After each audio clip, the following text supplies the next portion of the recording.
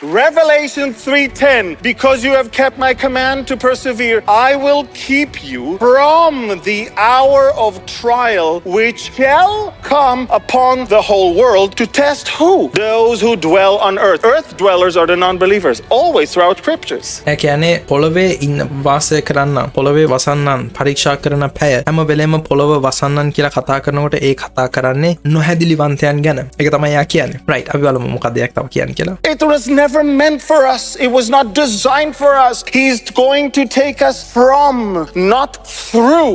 ඔයාලා ඒක දැක්ක වගේ ඒක කියනවා ඒක අපිට නෙමෙයි ඒක කවදාවත් අපිට නෙමෙයි ඒක තිබ්බේ. tribulation එක කවදාවත් අපිට නෙමෙයි ඒක තියෙන්නේ. අපිව ඒකේ තුලින් ඒක through අරන් යන්නේ නැහැ. අපිව ඒකෙන් ඒක from ඒකෙන් අපිව ගන්නවා. අපි tribulation කාලේ තුලින් අපි යන්නේ. අපි tribulation කාලෙන් ඒකට කලින් අපිව ඔසව ගන්නවා. ඒකට අපිව ගන්නවා. එතකොට මගේ තියෙන ප්‍රශ්නයක් තමයි මේ වීඩියෝ එක බලනකොට දැන් එයා කියන දේ එයා ගන්න පදයම නොගැලපීම් තියෙනවා. මොකද්ද කියලා කිව්වොත් එයාලගේ පෙර පීඩා ඔසවා ගැනීම කියන එක ඒකේ තියරි එක ඉගැන්වීම නැත්නම් ඒ ධර්මය එකත් එක්ක ගියොත් එයාලා කියනවා ඔසවා ගන්න කට්ටිය තමයි ක්‍රිස්තුස් වහන්සේ තුල හරියට යන ඒ වගේම ක්‍රිස්තුස් වහන්සේ තුල අදහන ඒ මනුෂ්‍යයන් කියලා. එතකොට left behind church කියලා දෙයක් තියෙනවා. ඉතුරු වෙන සභාව නැත්නම් ඉතුරු වෙන සෙනග ඉතුරු වෙන ක්‍රිස්තියානි කට්ටිය ඒ වගේ කොට්ටාසයකුත් ඉන්නවා කියලා. හැබැයි මෙයාට අනුව දැන් ඔයාලට ඇහුණා වගේ සමහර කොට්ටාසයක් ලෝකේ වසන්නන් පරීක්ෂා කරන පැය වෙනවා ඒකෙන් ඔයාව ආරක්ෂා කරනවා කියලානේ කිව්වේ. එතකොට එයා කිව්වා ලෝකේ වසන්නන් තමයි නොහැදිලිවන්තයන්. හැබැයි පෙර